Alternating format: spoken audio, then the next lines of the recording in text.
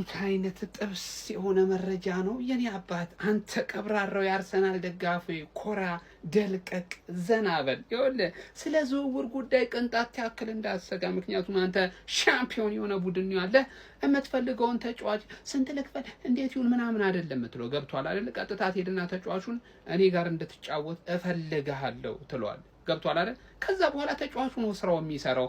ልቀቀኝ አንተ አሉ ለኒውካስትል ኦፊሻሊ ብሩኖ ጊማሬሽ ማለት ነው። ኒውካስትልን ልቀቁኝ፣ እኔ በቃኝ፣ እኔ እዚህ ቤት ላይ ባርነት ሰልችቶኛል፣ ዋንጫ ወደሚበላበት ክለብ መሄድ እፈልጋለሁ ብሏል። ጀሞ ቀጣይ ዓመት የምናስተርፋቸው ዋንጫ እንደሌለ ገብቶታል። እሱም ገብቷል አይደለ?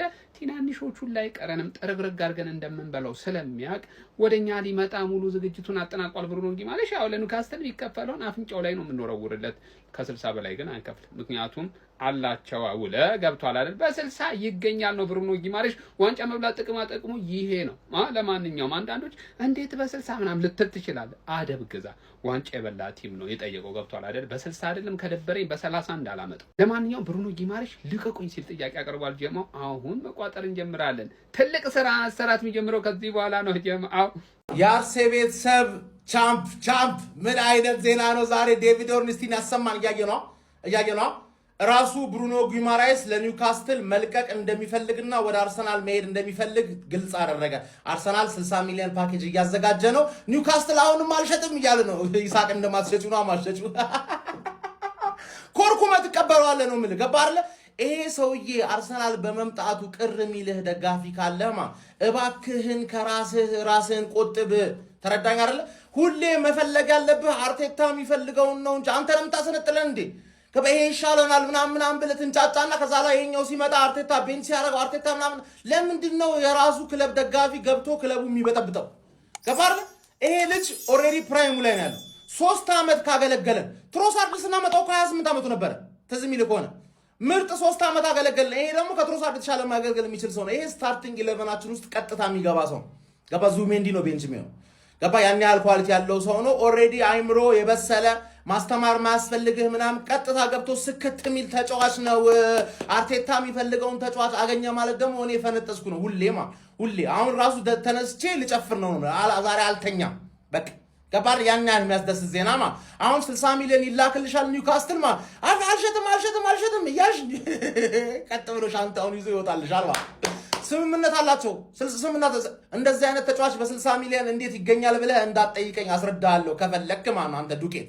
ለአርሰናል ደጋፊዎች ሰበር ዜና ጋይስ፣ በደንብ ኮፒ ሊንክ ሪፖስት እንዲሁም ፎሎ እያደረጋችሁ መረጃውን ተከታተሉ። ዴቪድ ኦርንስቲን አሁን ኤክስክሉሲቭሊ የለቀቀው አንድ አዲስ መረጃ አለ። እሱ ምንድነው? ብሩኖ ጊማሬሽ በግልጽ በተረጋገጠ መንገድ የተረጋገጠ ዜና የምነግራችሁ ለኒውካስል መልቀቅ እንደሚፈልግና ወደ አርሰናል መቀላቀል እንደሚፈልግ ነግሯቸዋል ማለት ነው። ከጥቂት ሳምንት በፊት እንግዲህ ነግሬያችሁ ነበረ። ብሩኖ ጊማሬሽ በግል ማስማማት ከቻለን አምና ቪክቶር ዮኬሬስ ላይ የተጠቀምነውን ሙድ መጠቀም እንችላለን ብያችሁ ነበረ። አሁን ጊማሬሽ ኦልሬዲ ኒውካስልን ጫና ማድረግ ጀምሯል። ብሩኖ ጊማሬሽ ወደ አርሰናል ጋይስ እንዴት ተመለከቱታላችሁ? ተከናወነ ማለት አሁን ነው። ብሩኖ ጊማሬሽ ልቀቁኝ ብሏል። እንግዲህ ልቀቁኝ፣ ወደ አርሰናል ሊሄድበት ወደ አርሰናል አላለም ግን ልቀቁኝ ብሎ ጥያቄ አቀርቧል ለኒውካስል ገነርስ። ብሩኖ ጊማሬሽ ሊመጣ ነው። ዴክላን ራይስ እና ብሩኖ ጊማሬሽን ሳልኩት ወገኖቼ። አክተሮቹ የሚመጡት መጨረሻ ላይ ነው። ይቺን በረኛ አስፈረመ፣ በቃ አርሰናል ትንንሽ ተጫዋቾችን ነው የሚያስፈርመው ብለህ ያሰብክ ሊሆን ይችላል። ወንድም ያርሰናል ሻምፒዮኑ ከብዶ ነው የሚመጣው፣ ተዘጋጅ። ብቻ ጊማሬሽ ወደ አርሰናል ልቡ መርቶታል። በመጨረሻም ክለባችን አርሰናል በዝውውር ወሳኝ ስራውን መስራት ጀምሯል። በጣም ጸዴ የተባሉ መረጃዎች አሁን ከመሸ እየተሰሙ ይገኛሉ። ኮፒ ሊንካችሁ ያስፈልገኛል። በደንብ ኮፒ ሊንክ እያደረጋችሁ ተከታተሉ። አሁን በወጡ መረጃዎች ብሩኖ ጊማሬሽ ለኒውካስትሎች መልቀቅ እንደሚፈልግ በይፋ እንዳሳወቃቸው ዴቪድ ኦርንስቲንን ጨምሮ ቤን ጃኮብስና ታማኝ የሚባሉ የዝውውር የመረጃ ምንጮች አጋርተዋል። ብሩኖ ጊማሬሽ ኒውካስትልን መልቀቅ እንደሚፈልግና አርሰናልን መቀላቀል እንደሚፈልግ ግልጽ አድርጓል ማለት ነው። ራሳቸው ኒውካስትሎችም ጉማሬሽ መልቀቅ እንደሚፈልግ እንዳሳወቃቸው መደበቅ አልፈለጉም። ክለባችን አርሰናልን በቀጣይ 60 ሚሊዮን ፓውንድ ለኒውካስትል ለማቅረብ ዝግጅቱን ጨርሷል። ተጫዋቹ እኛን መፈለጉን ተከትሎ በቀጣይ የኛ ንብረት መሆኑ የማይቀር ጉዳይ ይመስላል። ራሱ ቤን ጃኮብስ ስለ ሞርጋን ሮጀርስ አሁን ባጋራው ሌላኛው ወሳኝ መረጃ ደግሞ አርሰናል ኦፊሻላዊ ጥያቄውን በይፋ ለማቅረብ ሙሉ በሙሉ ዝግጅቱን ጨርሷል። በሚቀጥሉት ጥቂት ቀናትም አርሰናል ለአስቶን ቪላ ሞርጋን ሮጀርስን በተመለከተ ይፋዊ ጥያቄውን ያቀርባል ማለት ነው። ሌላ መረጃ ማንቸስተር ዩናይትድ ከቼልሲ አንድሬ ሳንቶስን ለማስፈረም ሙሉ በሙሉ ከስምምነት ደርሷል። በቶትናም እና በማንቸስተር ሲቲ የሚፈልጓቸውን የመሃል ሜዳ ተጫዋቾች ከተቀሙ በኋላ እንግዲህ ፊታቸውን ወደ አንድሬ ሳንቶስ በማዞር ተጫዋቹን አስፈርሞታል ማለት ነው። ዛሬ ከተሰሙት ዜናዎች እንግዲህ በተለይ ብሩኖ ጉማሬሽ አርሰናልን ለመቀላቀል ፍላጎቱን መግለጹ በጣም አስደሳቹ ዜና ነው። ይህ ተጫዋች የአርሰናልን ማሊያ እንዲለብስ ከምፈልጋቸው ተጫዋቾች መካከል ዋነኛው ነው። የእናንተን ሀሳብ ኮመንት ላይ አስቀምጡልኝ። ፎሎ ማድረግ አይረሳ። ይመቻችሁ። ከብሩኖ ጊማሬሽ ውሳኔ በኋላ አርሰናል ዝውውሩን ለመጨረስ እያቀላጠፈው ነው። ሳሚ ሞቅቤል አሁን ከ2 ደቂቃ በፊት ይዞት የወጣውን መረጃ ነው የማጋራችሁ። ታማኝ የሚባለው በአርሰናል ቤት ውስጥ እንዲሁ ታዋቂ የሆነው ሳሚ ሞቅቤል ይሄንን መረጃ አጋርቷል። ለማንኛውም ግን አርሰናል ብሩኖ ጊማሬሽን ከዚህ በፊትም ማስፈረም እንደሚፈልግ ይታወቃል። ታዲያ ከደቂቃዎች በፊት ይዞት በወጣው መረጃ መሰረት ደግሞ እኔም ነግሬያችኋለሁ። ራሱ ብሩኖ ጊማሬሽ አርሰናልን መቀላቀል እንደሚፈልግ ኦፊሻሊ ያሳውቆ ነበር። ታዲያ ይሄንን ከሰማ በኋላ አርሰናል 60 ሚሊዮን ፓውንድ ያህል ለማቅረብ እንደተሰናዳም ጭምር፣ ነገር ግን ደግሞ አሁን ኒውካስል ተጫዋቹ አይሸጥም ቢልም አርሰናል ግን ውስጥ ለውስጥ ይሄንን ዝውውር ለመጨረስ እያቀላጠፈው እንደሚገኝ ከደቂቃዎች በፊት ማለትም ከ2 ደቂቃ በፊት ሳሚ ሞቅቤል ይዞት ወጥቷል ማለት ነው። እንዲህ አይነትና መሰል መረጃዎች ቶሎ እንድነግራችሁ ከፈለጋችሁ ይሄንን የፕላስ ምልክት ታጠፉታላችሁ፣ ፎሎው፣ ከዛ ባለፈ በኮፒ ሊንክ ታሳብዱታላችሁ። ይመቻችሁ። ብሩኖ ጊማሬሽ አርሰናል ነው መቀላቀል የምፈልገው እና ልቀቁኝ አላችሁ። ለምንድን ነው የማይለቁት? ሻምፒዮን ስትሆን እንደዚህ ነው። ባይ ዘ ወይ ብሩኖ ጊማሬሽ በጣም ትልቅ ተጫዋች ነው። በጣም ትልቅ ተጫዋች እና በትልቅ ተጫዋች የምትመረጠው ደግሞ ይህን ክለብ ስትሆን ነው ማለት ነው። ያው ጊማሬሽ ወደ አርሰናል መምጣቱ ማለት እንደኔ የማይቀር ነገር ነው። ከ60 ሚሊዮን ፓውንድ በላይ አርሰናል ያቀርባሉ ተብሎ ይጠበቃል ምናምን እየተባለ ነው። በእርግጠኝነት ተጫዋቹ ከፈለገ ክለቡ መሸጥ ባይፈልግ እንኳን ሳይፈልግ እዛ ይቆያል ብዬ አላስብም ማለት ነው። ስለዚህ ብሩኖ ጊማሬሽ ወደ አርሰናል መምጣቱ የማይቀር ነገር ነው። ደሞስት አንደርሬትድ የሚለው ቃል አይገልጸውም ማለት ነው። ስለዚህ ይህ ተጫዋች ወደ ክለባችን ከመጣ በጣም ጸዴ ነገር ነው ማለት ነው። ደግሞ ይህችን ግብ ጠባቂ በማስፈረማችን አንዳንድ አድክም የሆናችሁ ሰዎች ሙድ ለመያዘት ሞክሩ። ምን ሆናችሁ ነው ሙድ የምትይዙት? እግዚአብሔር ዊአር ዘ ሻምፒዮን እኮ አይደል? ለምን ከዲቻ ከነማ አናስፈርም? ምን አባችሁ አገባችሁ? አቡበከር ናስርን ከኢትዮጵያ ለምን አናስፈርም? ምን ገንዘብ የለም ምናምን ብለን ሙደት ይዘነው እንደበፊቱ አሁን በጣም ሀብታ በዚህ 2-3-4 አመታቶች እንደ አርሰናል ትርፋማ ክለብ የለም። በጣም ገንዘብ አለ፣ በጣም ትርፋማ ነው። ቶናሊን ራሱ ያጣነው እኮ የሆነ ያስቀመጥንለት ስኬል አለ። በቃ በዛ መሰረት ከተስማማ ይስማማል፣ ካልተስማማ ደግሞ ያን መክፈል የተሻለ መክፈል የሚችል ክለብ ሲመጣ ይሄዳል ማለት ነው። ያ ደግሞ ልክ አሁን የሆነ አቬሬጅ ቡድን ስትሆን ባይዘወይ በገንዘብ ነው። ገንዘብ የሚፈልገውን ደሞዝ ትከፍለዋለህ፣ የሚፈልገውን ገንዘብ ትከፍለዋለህ፣ ይሄዳል ማለት። ግርጣት ምናምን የምትሉት ነገር ራሱ ነው አይገባም። አንዳንዴ አሁን ግርጣት ምናምን የምትሉት ነገር በፍጹም ነው የማይገባኝ። እግዚአብሔር ነው የምላችሁ። አሁን ግርጣት በኔ ፐርስፔክቲቭ ማለት ነው። አንድን ተጫዋች ትፈልጉታላችሁ ምናምን የእናንተ ክለብ ይፈልገዋል። ተጫዋቹ በተቃራኒው የእናንተን ክለብ የማይፈልገው ከሆነ ኢቨን ማለት ነው ጀስት የሚፈልገውን ደሞዝ ከፍላችሁት የሚፈልገውን ገንዘብ ምን አለ ክለቡ ከፍላችሁት ወደዛ ክለብ መሄድ አልፈልግም ካለ ያ በአግባቡ ግርጣት ነው። ከዛ ውጭ ግን አሁን ለምሳሌ የሆነ ክለብ የሆነ ተጫዋችን ይጠይቃል። ከዛ ክለቡ የሚጠይቀው ገንዘብ አለ፣ እሱ የሚፈልገው ደሞዝ አለ። ያን ታወጣለታለህ አንተ ትልቅ ቡድን ስትሆን ማለት ነው። የሆነ ስኪል ታወጣለታለህ።